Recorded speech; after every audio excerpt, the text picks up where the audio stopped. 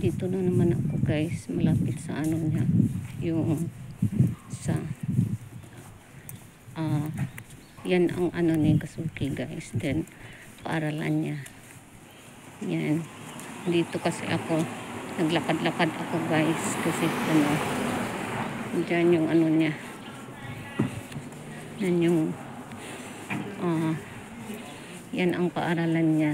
Ito ang nasa ano guys, kasi medyo malapit-lapit na kahit ko ang layo ng nilalakad ko guys. Diyan nag-elementary si Kasuki, itong ano na to. Diyan siya nag-elementary, diyan siya nag-graduate ng elementary. So dito ako palagi mag-ano. So malapit na ako sa ano, sa bahay. Ano, ang init sobra guys. Naglakad lang ako kasi ano,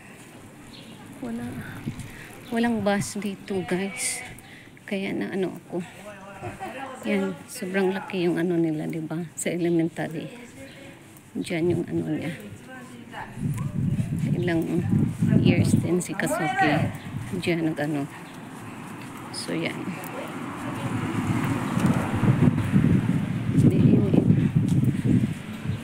nag-green na lahat yung ano. Ang ganda ng ano, mga ano, umuwi na yung mga bata kasi ano na, mag 5 o'clock na. Meron kasi mga bata na hanggang 5 o'clock sila, at saka yung iba iniiwanan sila. Super laki talaga tong elementary na ano nila ni Kasuki. Ano magandang paaralan talaga dyan guys, kasi ano, so yan. So dito ako sa ano, dito ako palagi magtubang. Yan. So ito na ako guys, yan.